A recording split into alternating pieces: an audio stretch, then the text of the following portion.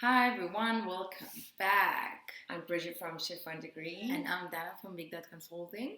Today we're talking about how to brand yourself. Yes, we took a bit of a step back from the corona. We did.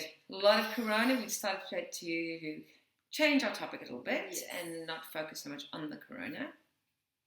Yes. So with how to brand yourself, we want to share with you 4 tips on how to brand yourself. The first one is to define your target market. So who is the bullseye? Who are you aiming your product or services to? And this is one of the most important things in marketing. This is the foundation for marketing. Mm-hmm. If you don't know who you're targeting, how can you know who to engage with, where to find them, what type of content, you won't know anything about, right? So think about even if you want to drive the car, how can you get from point A to point B when you don't know what's point B?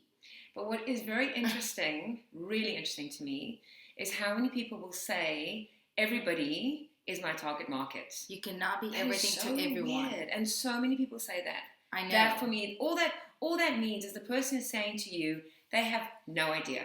Because if they knew, every product or service is for a certain type of person. It's never for everybody and anybody. Never, never, never. So I do have actually 2 videos about it. I'm going to put below the link, how to define your target audience. And I've got a video that you cannot be everything to everyone, because that's the problem. You do need to niche yourself. Yep. It doesn't work that you cannot, and I'll give it from a different example. Even if now I want to come with an hygienic message, I won't say the same thing to procurement managers or to health manager. It's not the same message. And we need to remind yourself, as a small business owner and entrepreneurs, you are a one person. You are not those big companies that have got a big team of marketing that can tailor the different messages and work on each and every segment. You're not. Find your tribe. So you need to find your tribe. And I also like to remind people, even look at Coca-Cola. Coca-Cola started with one target audience, people that wanted Coca-Cola. In time, because they became bigger and bigger, they've got more brands. So they've got the Coke Zero for people who don't want sugar. They've got the Coke Life for the people who want that. Sprite. So they're even they niche themselves. But they're big companies, so they can niche themselves to so many different niches. But you cannot. Niche, so define your target audience, because that's going to help you make sure that you know that you're in the right direction. So do it. Point number 2 is your SWOT analysis. Your strength, your weakness, opportunities, and your threats. Yeah, it's going to teach you about yourself. Because when you start a business, you need to make sure, and especially when you're trying to build yourself as a brand, you want to know what exactly are your key strengths. Also, in line with this, if you're sitting...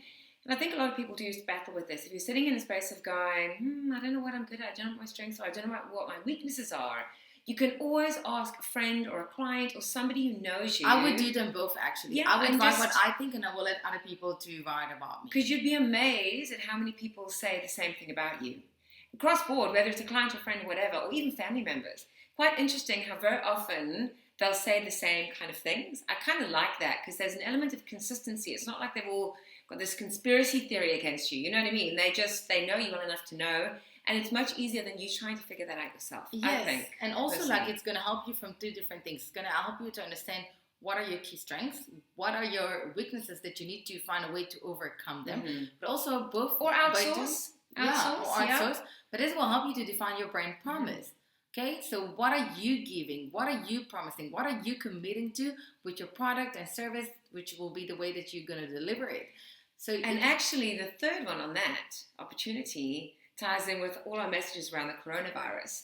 Because with everything that ever happens, there is always opportunity. So that ties in. So what is your opportunity currently with what are you bringing that no one else brings? And that's part of who you are. That's part of your personality.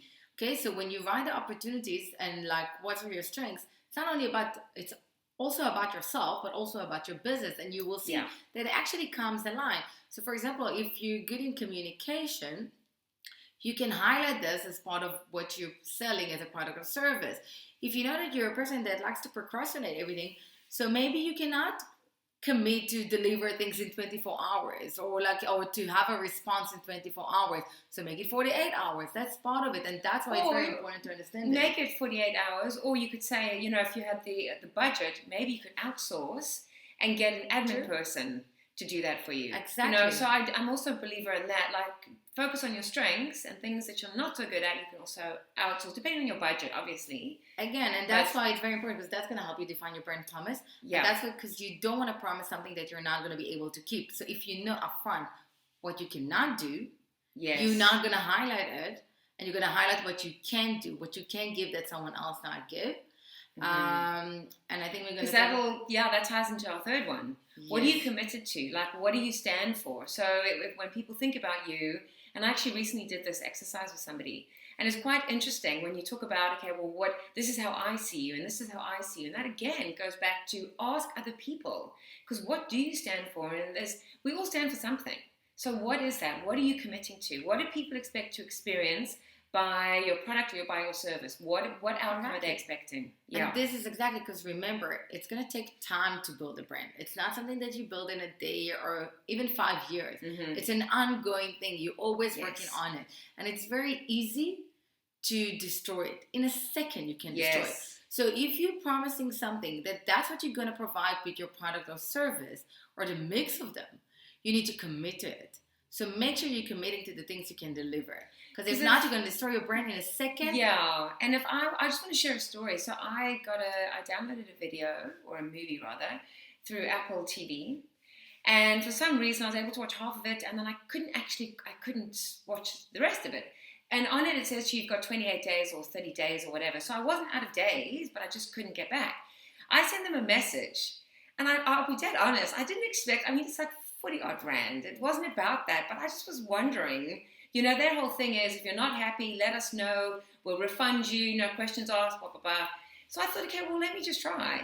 I sent them a message going, wasn't able to watch the movie, think something went wrong. They reversed and they refunded me. I know that sounds like a crazy example, but I would expect that from Apple. And I got that. And if they would have not done it, you would be so upset, and you will go and share with other people and how their service wasn't that good. So you're going to make other people to think as well about Apple the same thing. And that's part of it, and it doesn't matter. And when you think about it, like, branding is all about perception. We can tell whatever we want, but other people will perceive it in a certain way. So that's why we need to make sure that we are in line with, what are we promising, what are we committing to, and that we're committing to the right target audience. If I go to the first one, because if I'm promising something and I'm promising to the wrong target audience, it's going to be a miscommunication. Crosswise, it's not going to help me, and I'm going to create disappointment. And I'm actually going to link it to the last one, which is actually being part of it and just tell your story. And when I say tell your story, and I also have a video about that, because I realize that a lot of people sometimes are afraid and not sure if it's the right thing to share their life story. But I say, like, if you are mentally ready to share your story, why you are who you are, and why you got to your business the way you are. Yeah, make sure you're not sharing your story because you're still in the pain of your story, and they are sharing your story and you're breaking down and having a bit of a crisis yourself because you actually haven't processed it. A big thing about sharing a story is building the relationship and connecting to the other person. Also healing yourself. Healing yourself, hearing their pain and feeling that connection. But it's not a place for you to break down and use that as your own therapy, because I think that would just freak the person out even more. So it's about showing your vulnerability to connect with your target audience. It is. And I can say that I, in one of my videos, shared my story a bit, and I got so many different messages from people saying like, I'm sorry to hear, or like, wow, that was inspiring. That's exactly why I'm taking my business. I've got a similar story. And that's part of it. And that's how you're going to build a connection. And people want to know what's behind your brand. Because once they're going to feel they share the same values as you, once they're going to understand that there is some connection there, they will stay loyal to you. They will promote your brand. They will just be there for your brand. And that's part of who you are. That's part of your brand. And so share it. A lot of big companies as well, if you actually read about them about more, you actually will understand that there's a story behind it. There's a reason why they started their own business. They come from a poor background, and that's what they decided to do. That's why they actually volunteer in certain stuff. There's a lot of things behind it. Yeah. And there is a link. So share it. But only share it if you're mentally ready, and if it's actually going to really, resonate to your business and to your brand, and use to build a relationship. And that's just like some of the tips on how to build yourself as a brand. But it is, be true to yourself. Make sure that you're defining the right targets, audience, if we summarize it all. Yep. What are you committing to? Yes. And tell your story once you've overcome any pain or trauma, but share your story to build a relationship. It is, and if you want to share a story with us about like what are you doing on how you building yourself as a brand, if you have any question about like if you defining your target the right way or not, so just feel free to share with us. You know, we all also learning all the time, and that's how we're gonna inspire each other by sharing each other's stories and brands. And this is exactly the right time now with all the stories about the virus and things like that. Doesn't matter if it's gonna take for longer or not. You know. We're here to help each other as small business owners and entrepreneurs to support each other and build a community around us. Yes. So use it. We all got our own stories, unique brands.